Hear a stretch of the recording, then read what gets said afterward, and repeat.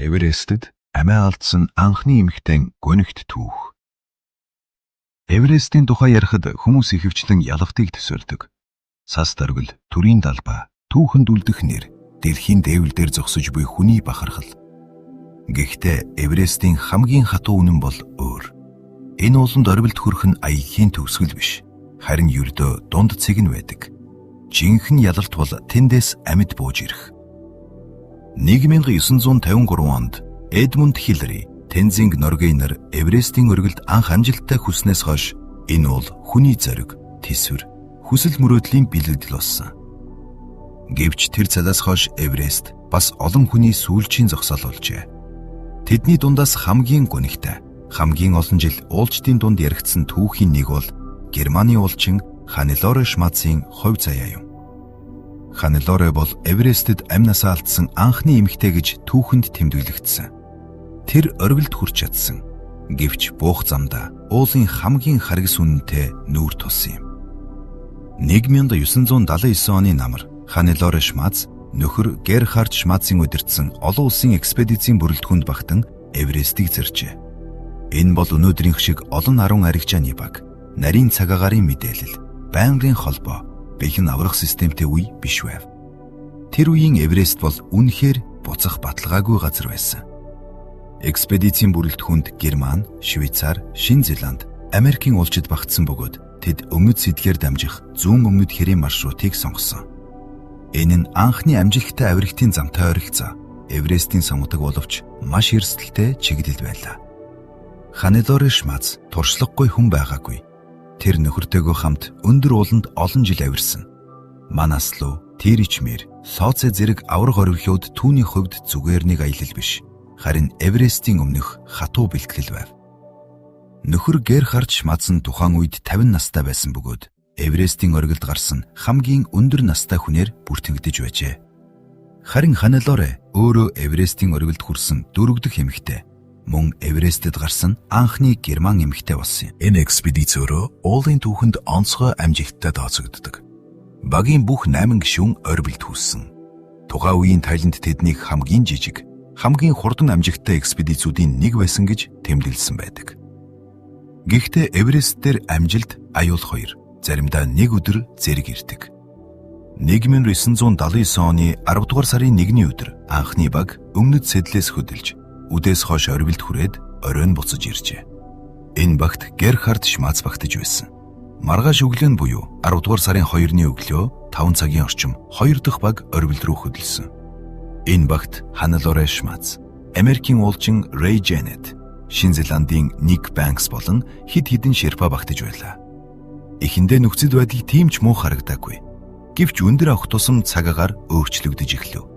Цас орж, салхи ширүүсэж, температур огцом унсан байна. Тэд үдээс хойш 1 цаг 30 минутын хооронд Эверестийн орвилд хүрчээ.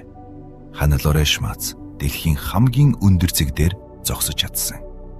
Хүний амьдралд ганцхан удаа тохиох тэр мөч түүнд ирсэн. Гэхдээ тэнд удаан байх боломж байгаагүй. Эверест дээр орвил дээр удах тусам буух зам улам аюултай болдог.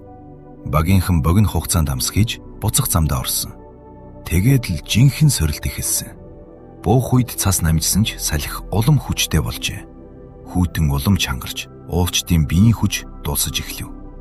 8400 м орчмын өндөрт Америкийн уулчин Рэй Женетийн хүчил төрөгч дууссан байна. Рэй Женет бол жирийн нэг авирагч биш. Тэр Аляскийн Денали ууланд олон удаа амжилттай гарсан туршлагатай уулчин байв. Гэвч Эверест бол өөр ертөнц. Деналигаас 2070 м-ээр өндөр энэ бүсэд туршлага хүртэл заримдаа хүрэлцдэггүй. Дээрээс нь нэг чухал зүйл бий. Экспедицийн тайланд Рэй Женет өмнө нь Катмандуд томуу тусаж эмнэлэгт хэвтэж байсан гэж тэмдэглэсэн байдаг. Тиймээс түүний бие бүрэн сэрвэж амжаагүй байж магадгүй. Өндөр ууланд жижиг сулралт хүртэл үхлийн хэмжээний эрсдэл болдог. Шерпа нар цааш буухыг шаардаж байв.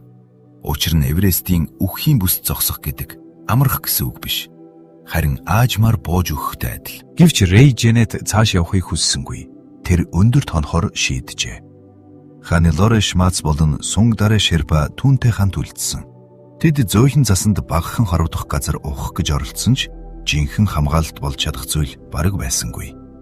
Гал түлэх, цас хайлууж ус болгох, дулаацах боломж ч байгаагүй. Тэр шөнө 8400 орчим метрийн өндөрт хүчтэй салхи хатуу хүйтэн дунд өнгөрсөн. Өглөө болоход Рейжинет амьд байсангүй. Ханилоорэ Шмац, Сунгадарэ Шерпа хоёр буух гэж оролдсон. Доороос аврах баг хүжил төрөгч хэрэгсэлтэй хөлсөн байлаа. Хэсэг хугацаанд тэднийг өмнөд сэдлээс харж байсан гэдэг. Гэвч нэг мэдхэд хоёр хүнээс зөвхөн нэг нь доош хөдөлж харагджээ. Ханилоорэ цааш шалхаж чадсангүй. Тэр 8350 м орчим өндөрт сууж би цааш явж чадахгүй гэж хэлсэн гэдэг. Сунгадарэ Шерпагийн дурсснаар түүний сүүлчийн хүсэлт нь ус байжээ. Гэвч тэр өндөрт ус гэдэг амьдралтай бараг адил үнэтэй зүйл. Хүйтэнд цас хайжуулах боломжгүй. Биеийн төөгдсөн, хүчил төрөгч багассан. Ирж хүч дууссан үед хүн бүр алхан бүрийнхээ төлөө тэмцдэг. Ханилоорэ Шмац тэндээ амьсгал хураасан. Сунгадарэ Шерпа амьд бууж чадсан ч маш хүнд байдалтай байр. Тэр цасан харалхан болж гар хөл нь хүнд хөлдсөн байжээ. Аврах баг түүнд хүчил төрөгч, эмнэлгийн тусламж үзүүлэн доош буудгасан байна. Эверестийн үхлийн бүсээс хүнийг аврах байтугай шарил болгох нь хүртэл өөрөө амь насны эрсдэлтэй ажил. Тиймээс Ханилоорэ Шмацын шарил ууланд үлдсэн. Дараагийн жилүүдэд өмнөд маршрутаар өгсөн олон олчин түүнийг харсан гэж ярьдаг. Түүний дүр уурчдын хогд айдас төрүүлэх үзэгдэл гэхээсээ илүү Эверестийн хамгийн хатуу сануулга болсон юм. Оргилд хүрэх нь хангалтгүй. Буух хүчээ хадгал. 1984 онд Балбын цагдаагийн баг Ханилоорэ Шмацын шарилыг буулгах хордлого хийсэн ч энэ ажиллагаа дахин эмгэнэл дагуулжээ. Инспектор Йогендра Бахадур Тапа болон хөтөж анги доржинаар 8400 орчим метрийн өндөрт тосолдож амь насаа алдсан байна.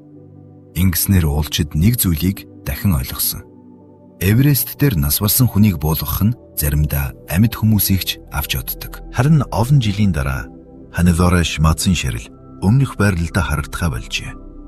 Зарим их сурвалжид хүчтэй салхи, цас мөсний хөдөлгөөгөө түүнийг уулын хажуу руу авч удсан байх магадлалтай гэж үздэг. Өнөөдөр түүний нэр Эверестийн түүхэнд гунигтай мөрөөр үлдсэн хിവэрэ. Ханилоорэ Шмац бол ууланд ялагдсан сул хүн биш. Харин тухайн цаг үеийн хамгийн хүнд нөхцөлд оргилд хүрч чадсан туршлагатай уулчин байсан. Гэвч Эверест дээр туршлага, зориг, хүсэл тэмүүлэл дангаараа хангалтгүй. Тэнд нэг буруу цаг, нэг оройтсон шийдвэр, нэг дууссан хүчил төрөгч, нэг шүн бүхнийг өөрчилж чадна. Эверестийн хүмүүс дэлхийн дээвэр гэж нэрлэдэг. Гэхдээ энэ дээвэр дээр зогсохоос илүү хэцүү зүйл бий. Тэр нь буцаж ирэх. Ханилоорэ Шмацын түүх бидэнд нэг л зүйлийг сануулдаг. Уулыг эзэлдэггүй. Уул зөвшөөрвөл хүн түрхэн зур оргилд нь хүрдэг. Харин жинхэнэ ялалт бол туг хадгах мөч биш. Гэртээ амьд харих мөч юм. Саг Цэгмэн. Бусдаас өөр мэдрэмж.